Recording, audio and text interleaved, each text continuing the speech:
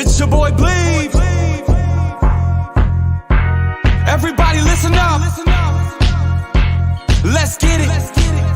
I'm trying to put money in your pocket. That crypto wallet. That bing bada bing ching ching big profit. Even when the market's sideways, I'm looking for ways to get paid. I'm checking my coins around breakfast, then again around bedtime. Bet this, it's not financial advice, but I'm always right. I'm always right. I'm always right. I'm always right. I'm always right. I'm always right. I'm always right. I'm always right. I'm always right. I'm always right. I'm always right. What is going on, everybody? This is Bedtime with Bleeves, and today we are asking the question, simple question, will the rate hikes affect crypto? Now, if you haven't already, by the way, the biggest help that I need right now is signups for NordVPN. If you haven't already, sign up for NordVPN. There is a 90-day free trial. If you decide to cancel, you decide to cancel. But if you haven't and you want security and you want to heighten the protection that you have online on the internet, then by all means, make sure that you get yourself protected with NordVPN right away. As a matter of fact, just so you know, I do use it myself, and certainly super happy with it. Also, if you're looking for futures trading, MEXC. By the way, I'm going to be doing some, I just talked to my MEXC agent, and I'll be doing some MEXC content, and I'll be getting some futures funds in order to do that with, to show you guys how to do futures trading. So expect to see some of that content coming out in the next little while. It seems like a pretty good idea. Was nice of them to offer. So appreciate that. Hit the like button on your way in. Thank you so much for tuning in, and let's get started. So the question of the night, will the rate hikes affect crypto?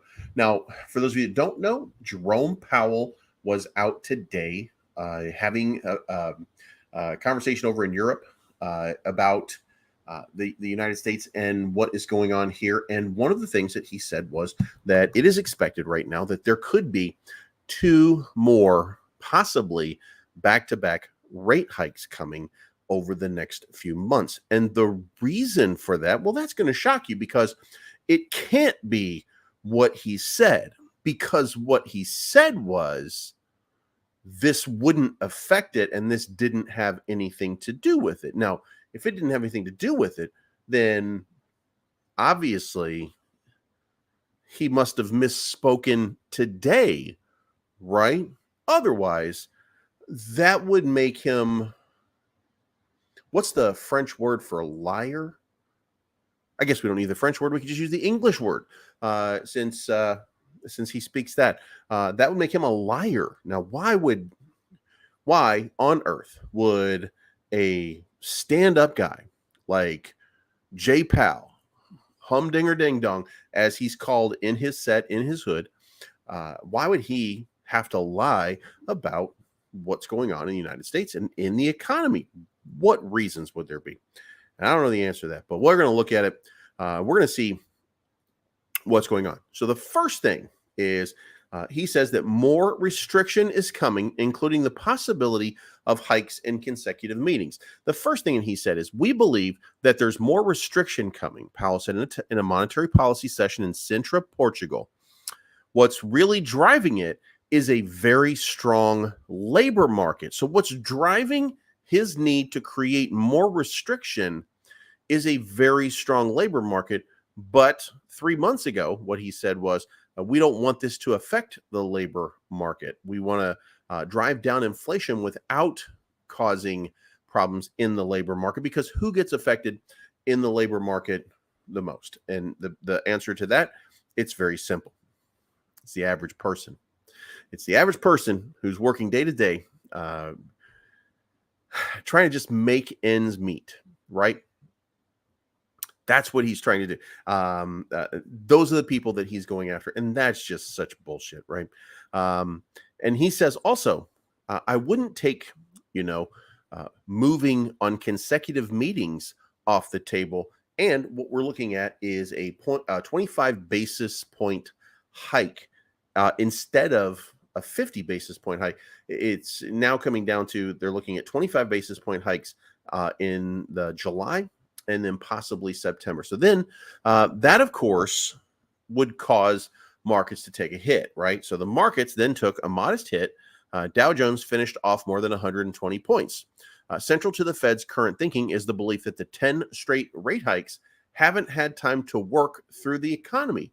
Therefore, officials can't be sure whether the policy meets the sufficiently restrictive standard to bring inflation down to the Fed's target of 2%. So they don't know whether or not what they've done is effective yet, but they don't mind you paying for that as they test it out and try to figure out what it is that's going on. So that's where we are. That's what's happening in this market. Now, the next thing up is, why are we going to have any kind of negative effect? Well, I don't really think that we are. As we've seen, there's been something of a decoupling between crypto and the broader markets. So we really see a limited sort of correlation and the continued decoupling of what's going on in the crypto markets and what's going on in the broader markets. Now, the SPY was up on the day. NASDAQ was up on the day. That would generally mean that crypto would be up on the day. And crypto was not most assuredly up on the day, having a very big sell-off. This big blue candle right here is representative of the drop that we had. So that was a significant negative move in the market on a day when the Dow Jones had a very slightly downward move, but the NASDAQ and the SPY both saw minimal gains. So we're continuing to see this decoupling from the market. So what does that mean? Well, BlackRock Bitcoin ETF has 50% chance for SEC approval. This is the FUD. This is the FUD that's happening right now, because now you've got these people. Senior analyst at Bloomberg, Eric Bakunis, stated that the new ETF has an equal chance of gaining the coveted approval. Moreover, Bakunis states that the move could be the regulator's attempt to save face by accepting the presence of traditional finance in the space. Now, that being said, he doesn't drink. He doesn't know for sure that it's going to happen and gives it a 50-50 shot. Now, the reason this is important, the reason that it was rejected before, and this is important, the reason that the Bitcoin, and by the way, 575 out of 576 filings by BlackRock have been approved. So what is the one that was not approved? The one that was not approved was the Bitcoin filing originally. By the way, smash the like button on your way in. That would help with the algorithm. The reason that the SEC gave was that there was no proper custodial service and there was no oversight. So if that's the case, what does BlackRock do? Well, they've now partnered with Coinbase. Coinbase is now going to handle the custodian service. Now, you might be thinking, well, yeah, but they're being sued by the SEC. Yes, but it's for for selling unregistered securities, but they're securities based on the staking platform that Coinbase is using. They're not the legal precedents and problems that have been associated with Binance. Going through it right now. So Coinbase is still looked upon as the best of the best in the United States when it comes to exchanges. Now, take that a step further. Who else do you trust when you're doing this? And the answer is, why not the Dow Jones or the NASDAQ? So the NASDAQ has stepped in, and NASDAQ is now the overseer, and they're going to have oversight on everything that happens on this BlackRock spot ETF. So all of the questions that there were are now gone. So with the questions gone, what does that leave left? Well, that leaves left nothing. They've taken everything that was an issue, a concern. They've consulted with the SEC. They've talked to the SEC, and now they're looking to do this. Now, here's the question that some of you might be having. one of the things is BlackRock is the devil, right? But here's the biggest issue in all of this, right? The reason that BlackRock is going to be successful in this Bitcoin ETF, the reason that Fidelity is going to be successful is because they do whatever the SEC says. They don't argue it. Going back to Coinbase argues that they don't have any clarity in the market. But there is clarity in Bitcoin. There's clarity in Bitcoin in that as long as it's not a staked service, it's considered a commodity, and it's agreed upon by the SEC and the CFTC that it is a commodity. The debate goes after that. So Bitcoin's kind of out of the mess. So if that's the case, then it stands to reason that the company that they would want to be a custodian, the company that they would want to do this, what they want are compliant companies with proven track records of doing whatever the SEC wants. That's what they're looking for. That's what they want to see. That's what's happening right now. So,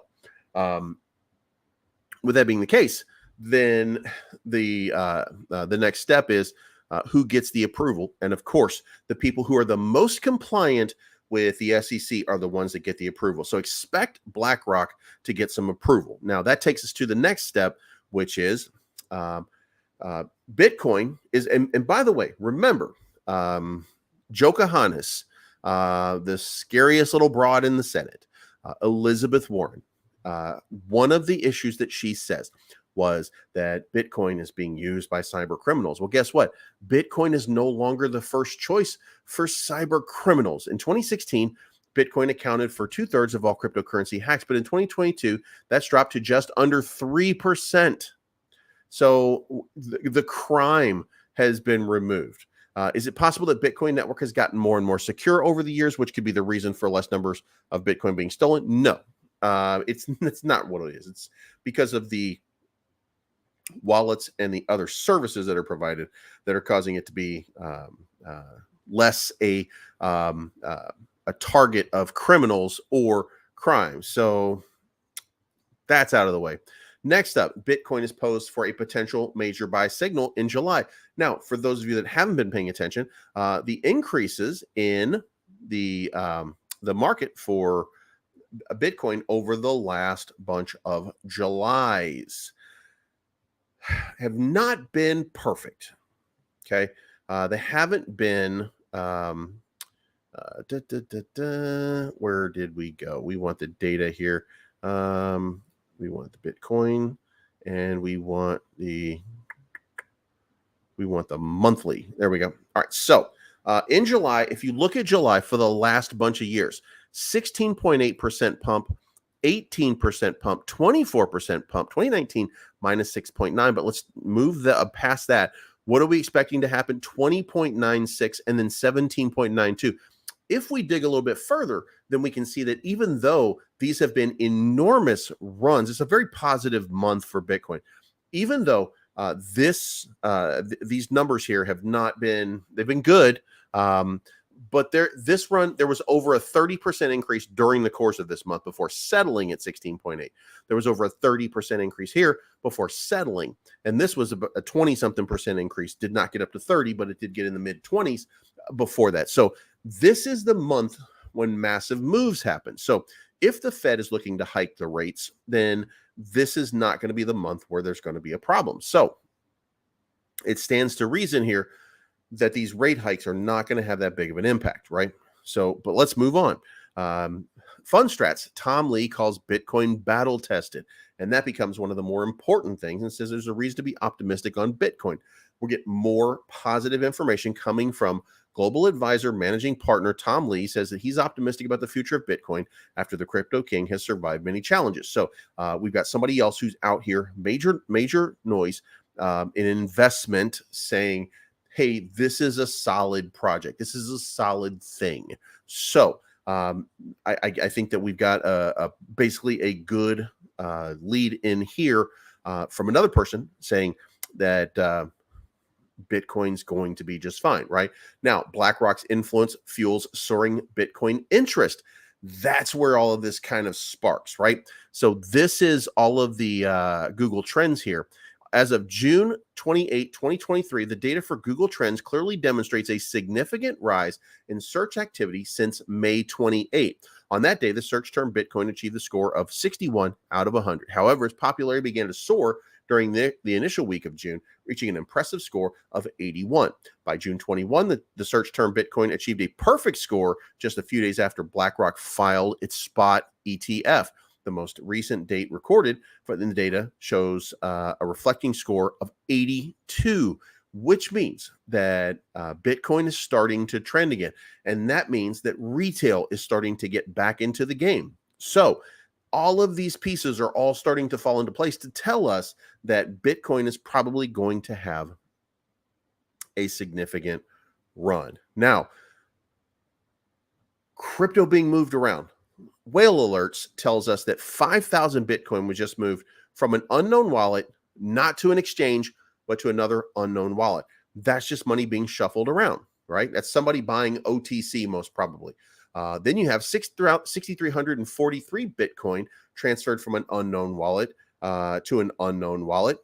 Same thing. Money just being transferred around, not being sent to the exchanges. 7,194 transferred from wallet to wallet, not being sent to exchanges. We're not seeing money going to the exchanges. Now, what does that mean? What that means is that the amount of Bitcoin available for purchase on exchanges is lower than it has been in a long time. What you're seeing are moves away from exchanges or lateral moves from one wallet to another wallet instead of what you could be seeing, which is people moving it onto Binance or people moving it onto Coinbase or something like that. You're not seeing that, which means that they're holding it longer, and that means that the price is expected to rise. These guys are the pros. They're the experts. And so that's, in a nutshell, I don't think that we're going to be affected by these rate hikes. Now, I do think that there's some potential bumps in the road. There is obviously going to be some drawdown. We're going to talk about that right now. If we come over and look at the Bitcoin chart, then what you're seeing is these are some difficult levels, right? So as of right now at this moment, we're on a little bit of a yellow candle for the day, but it just started after one big one, which engulfed the entire channel here over the course of one day. And let's go look at this. It went from all the way up here, all the way down here, and then took us into, for just a little bit of time, a few hours back, right below 30,000 before coming right back up. We are prepared to fight for 30,000. Now, problem is we're not going to be able to fight for 30,000 forever. It's just not going to work. It just doesn't work that way, right? We might have a good spike again, but the most likely scenario and the most likely play out for whatever is going on right here, and let's move over here to this spot trading right now and look at 29,000.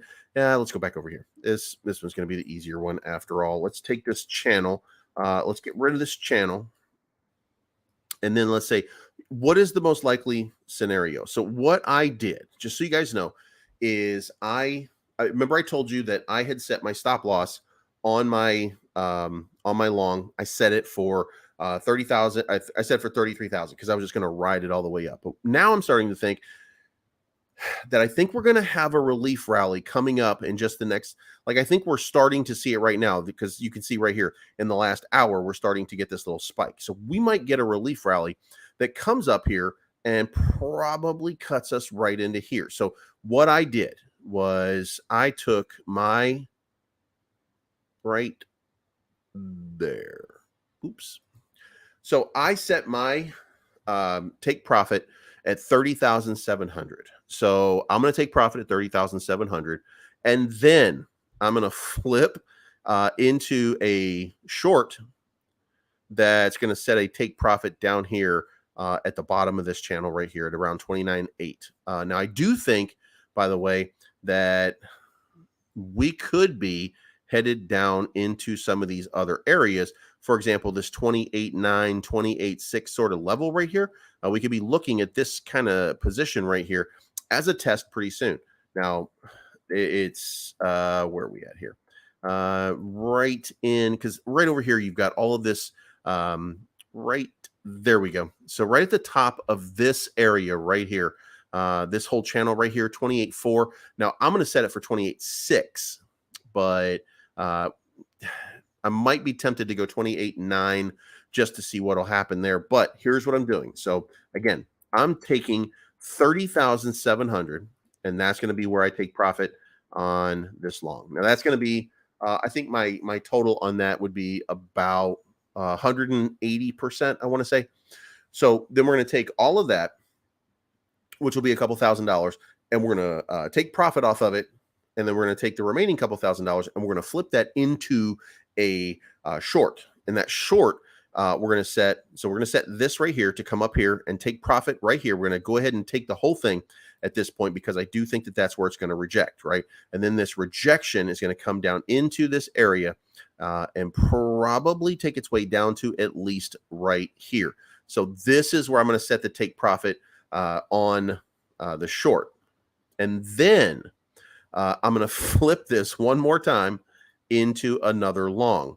Now, when I set this next long, it's going to be from this position. So the percentage that is not as good as when I had 27,000 down here, but I'm going to have more capital in the game. And then I'm going to set a take profit up here at 33,000. So that's what I'm doing in the market. That seems to be, or that feels to me like the most likely scenario for everything that's playing out right now. Now, if I go over to the day chart here and I start to zoom out just a little bit and I start to look at that position and see, what it is that I'm doing right there, then I think that kind of, I think that kind of matches up like that.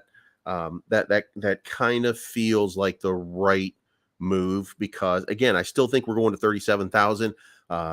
37,300, I think, is basically programmed in at this point. So we've got to have, and by the way, it should be noted that this trend line right here, we've respected it pretty much. And when we bounce off of it, we've bounced off of it pretty hard, right? So I don't expect us to come back down to this trend line. I expect us to come, maybe a little bit here, but we're going to rock it pretty soon. We're going to start moving back up again. And we're at about 6 billion in money flow coming in right now. So I think we might be at the spot where this is happening and we're going to start flipping around. Now, the other thing is, and guys, take this for what you will. This could also just start flying. Okay. We could end up at 33,000 before you know it in the next little while. Now, it doesn't make any sense for it to happen that way. It would not make any sense for it to happen. Okay. But yesterday or the day before or whatever day it was, we were at 1.18 trillion in market cap, and now we're at 1.28. So, we've had about 50 billion in capital outflow over the last couple of days, while at the same time, we haven't seen the same level of capitulation from Bitcoin. Do you know where we saw it? We saw it in Ethereum. Ethereum is where we got the big lag and the big come down. And all of the alts is where the money is being shed. So it is possible right now that we end up at about a 60% level here pretty soon. So we end up at 60% Bitcoin dominance. That's going to be an insane number, but it's going to be a testament to, really, if you just come over here and look at the 7-day, you see Ethereum is down 4.5%. You see BNB still down 7%. Bitcoin trading even. And as you go down here, down 8%, down 8%, down 6%. Tron up 1%, but Solana down 8%. Litecoin down 5%. Polkadot basically even. Polygon down 9%. And as we go down here, the more we go down, the more we find big losses that are happening over and over and over again. So we get the Bitcoin Cash, which is up 60% on the week. YOLO.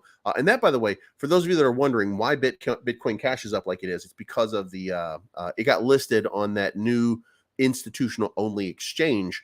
I think it was called the EDX from Charles Schwab. So more power to them. Make sure you hit the like button on the way in, by the way. Helps to trend it. So Unis, Leo, 11%. Going down the list, there are a few outliers, right? There that had a good move for the week. But The important thing is, while most of these are bleeding, most of the higher caps are bleeding or have been bleeding, Bitcoin is the one that stayed right where it needed to stay. So I think that we're probably going to be looking at a big Bitcoin run coming pretty soon. So I'm going to set that. I'm going to set that. Leave it where it is. And Ethereum. I think that if that happens, that we're probably looking at some significant downside over here. This probably takes us into this 1730. If we break this 1800 level, 1790 basically, if we break the 1790 level and drop down into here, then all of a sudden we're going to find ourselves at about 1675 on Ethereum. Again, that's a short-term number. It doesn't mean that it's not going to move positive with the rest of the market, but it does mean that there's some signs of weakness happening right now. Luna Classic, same thing, just a big weak day overall. A lot of drawdown off of Luna Classic. Now, in the meantime, by the way, and there's a lot of infighting going on with Luna Classic. There is, God damn it, I can't believe I got to say this name. Rabbi, guys, I don't mean to laugh, but there is an investor in Luna Classic, and his name is Rabbi Jebediah Sheckelstein. And he is threatening to dox everybody that's part of the L1 task force. I don't know what he knows, how he knows, but he's very threatening, which has caused this sort of nervous sell-off. Now, we did bounce off of the support, but that's a great opportunity to accumulate. And, I mean, again, if you dropped down here to 8 and you're sitting at 85 right now, you're up almost 10% if you had bought that dip. So probably going to come back up here. But until we get a real something or other and some clarity for the task force, and we get 2 days or 3 days before it closes, I think maybe 4 days before it closes. And I don't know where we are on that.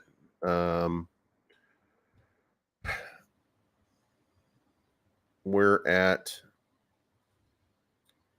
so the L1 task force corrected version looks like it's going to pass. It looks like this is going to be voted in 58%, 7% no with veto, 32 have abstained at this point. Most of the other ones start to do it as we get closer to the end. So yeah, there's 4 days left on this. So it looks like it's going to pass with ease at this point, which is going to piss off the 6 samurai guys over here. Nobody's voting yes for them. They don't care that Rabbi Sheckelstein is the guy. He's one of the guys that wants this group to take over. So you're seeing just a dirty game being played over here. I don't think people are very fond of it. Disrespectful to everybody who's put in the effort and the time, et cetera, et cetera. So, you might be looking at a bit of a problem on Luna Classic in the short term. USTC did the same thing, down. I mean, it's in this trend channel. Again, I do think that there's going to be a moment where it's 100% in 24 hours. Like, I think it's going to move pretty big, but just hasn't yet. Now, let's Pepe 1433 had its little breakout. Now on the hour charts, having a nice little dumped all the way down to 1364. Or as Kenobi said it, we're mooning, bro. But I mean, look, I said that this is going to be a hard area for Pepe to overcome, and it did overcome it for some short periods of time. But this ended up being the average level of all of this. Like, I was hoping at this point, because I was, when we were over here and it was being used as support, I was like, you know what, this really could bounce and start its way up to maybe 2,000 or something like that. But of course, it just kind of settled in this area. Didn't double top, so maybe it's got basically, it gave you that Batman look. It's it's on its way back down, and if it comes back down here, then I don't know what to tell you. But I do know that there was somebody who just bought a ridiculous amount of this shit that's going to be real super mad if it goes way down. So, maybe we'll see a reversal. Maybe something big is happening on the horizon, but I don't know for sure. Volt is not really doing much of anything. Volume trading, just not very high. It's not. Let me see here if I got. I thought I put the volume. Well, I guess I didn't put the volume in here. I did, or I don't know. Who the fuck knows? I do stupid shit. So, I thought I put volume out here, but Volt is suffering from low volume. It's going back into the channel that was support, and now it's become neutral. And it looks like when it becomes neutral, by the way, that means that it's probably breaking down.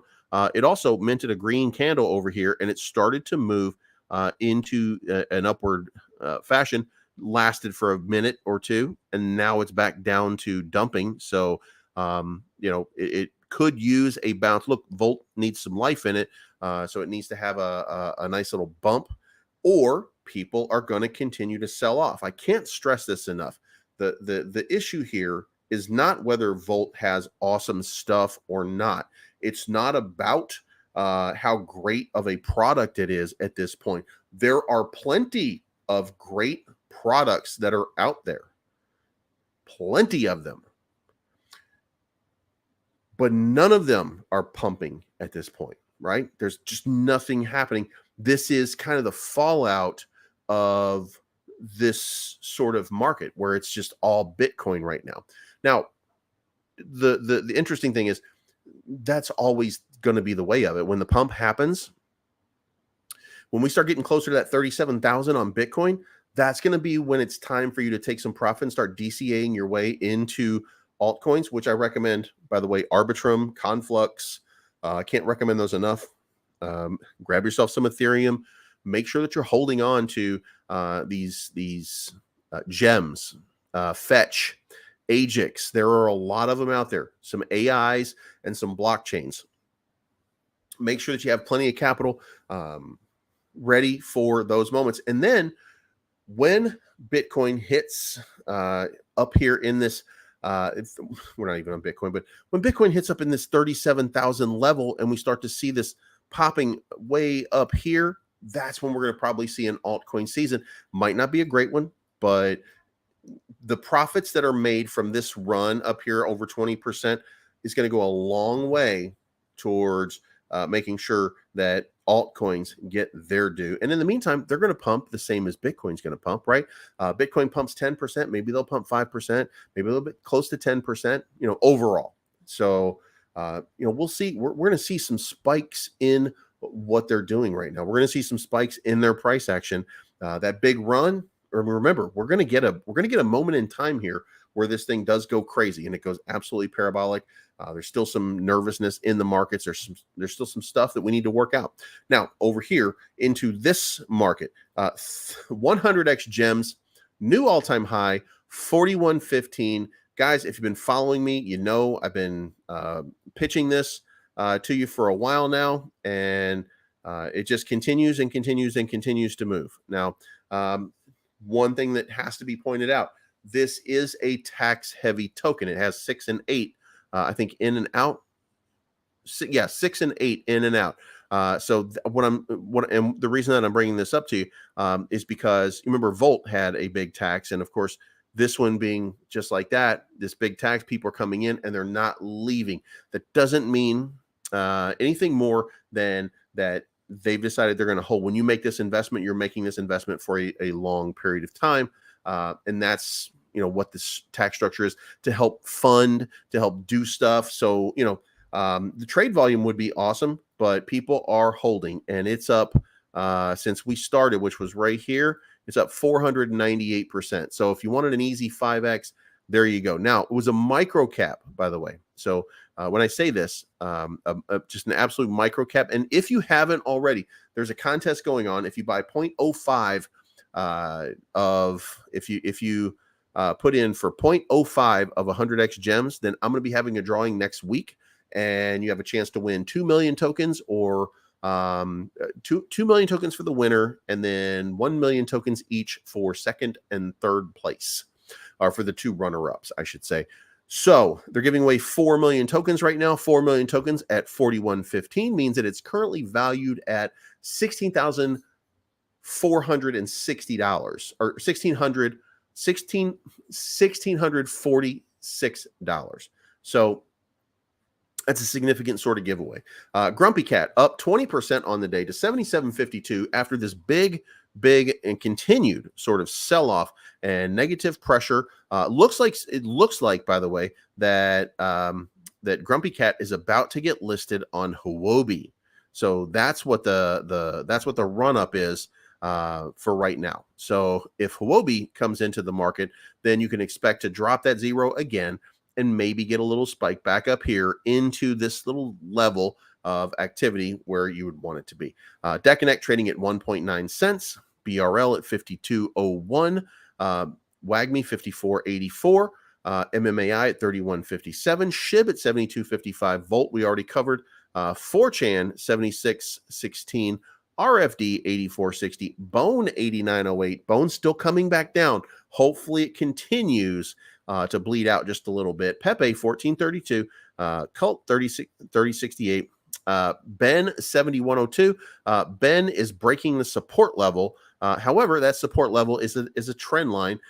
This is the actual support here at about 7,000. So I would expect that it's probably going to bounce at that 7,000 level. There was a big sell-off today, and if you remember the big sell-off this morning, that was either MEXC selling the perpetual futures, or that was Ben.eth actually selling off his tokens because Ben.eth is just absolutely crushing it.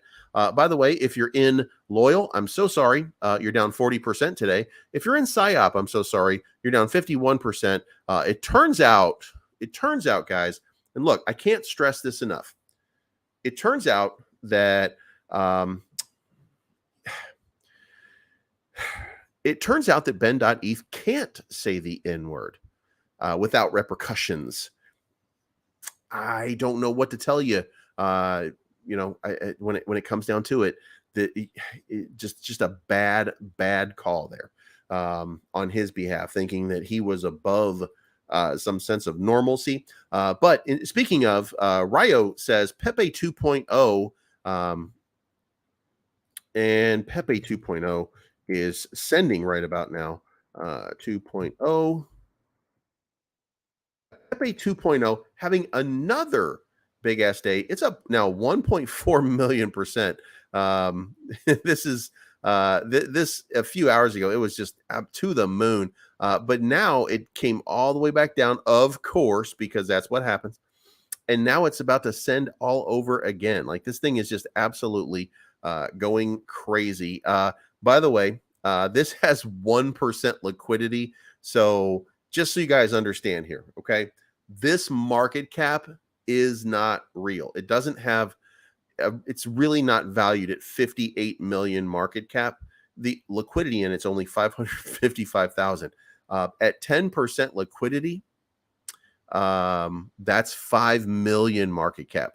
This thing has been dialed up to be incredibly volatile, so that when people are making buys and sells on it, it looks just incredible, and that's driving the FOMO and creating people's excitement. So make sure that you make your money and get your money. Don't be the one that gets left behind.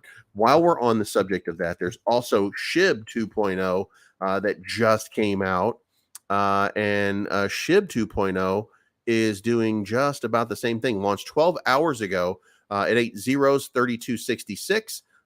It's big sell-off over here. And then it's that's not the one. God damn it, that's not the one. Hold on.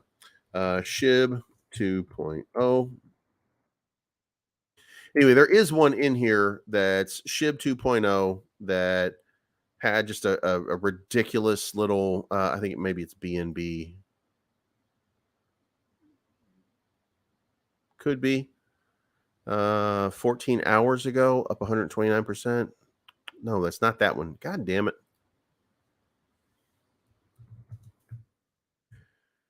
I don't know why my stuff is just resetting itself, but I continue to just absolutely reset time and time again. You know what? I can't find it. But there is one out there, a SHIB 2.0, that's just ridiculous right now. Just absolutely ridiculous right now. So I have no idea what's going on there. So yeah. Cassie's in the house. What is going on? Tony P. Yeah, that's the, I don't know which one it is, but oh, wrong Pepe. The Pepe that's up a million bajillion. You know what? I got a feeling, by the way. What's the contract address on it?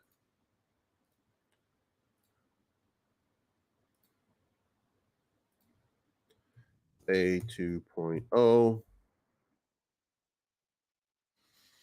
Is it 149,000 liquidity 14 hours ago? Look, there's a bunch of them. There's a bunch of Pepe 2.0s that have launched over the last little while. Okay, yeah, it's the one here with the, God damn it. This is the one right here. Total market cap, 18 million. Liquidity, 106. Is it the one that ends in 62 AD? Okay, yeah. So this doesn't change anything about what I said, by the way. Total liquidity, I want you guys to look at this. Total liquidity is $126,000. Total market cap is 18 million. Get your fucking money out before you get rugged. This is the type of crazy shit right here. This is the type of crazy shit right here where there's some kind of crazy or insane exit move that this person is planning. This is not sane. Okay. So let me just put it this way. If you were in and you were one of the first holders in this, right? And you have tokens now valued at $1 million, you can only cash out $100,000. You got to understand liquidity ratios here. God damn it. Of course I didn't share my screen. God damn it. Positive word meditation. You just got you a freebie. All right. So guys, there's $126,000 in liquidity and a $17.7 million market cap. That's less than 1%. I'm telling you, I'm warning you guys now. If you got in here and you got a 10x, for the love of God, take 9x out. Okay.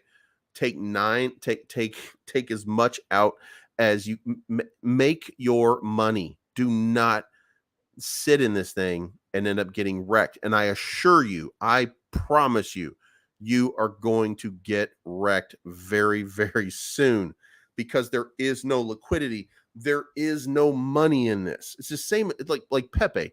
Pepe's kind of the same way. Look, 600 million market cap, 10% would be 60 million, right?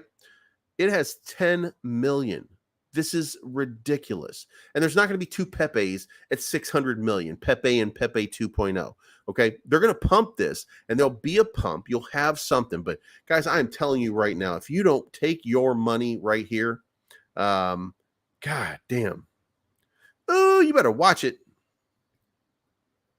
But yeah, I just, guys, I can't tell you enough. Get your money before it's gone. Anyway, that's my time. Time for me to go walk the dog. You know what I mean? So hope you guys have a good night. It's not financial advice. My name is Bleeves. I'm always right. Thank you so much for tuning in, and we will talk to you again. To summarize, though, by the way, will the rate hikes affect crypto? I really don't think that they're going to affect crypto at all. I think that we're going to be fine. I think that at the end of this, it doesn't matter what those rate hikes are. I think that crypto has successfully sort of decoupled from the broader markets for right now, and that it's starting to forge its own path. And I think that path is going to be laced with Fidelity Investments and Invesco and JP Morgan, and we're going to see Goldman Sachs at any point. And then we're going to see, of course, BlackRock, Charles Schwab. We're going to see all of the bigs coming into the market right now.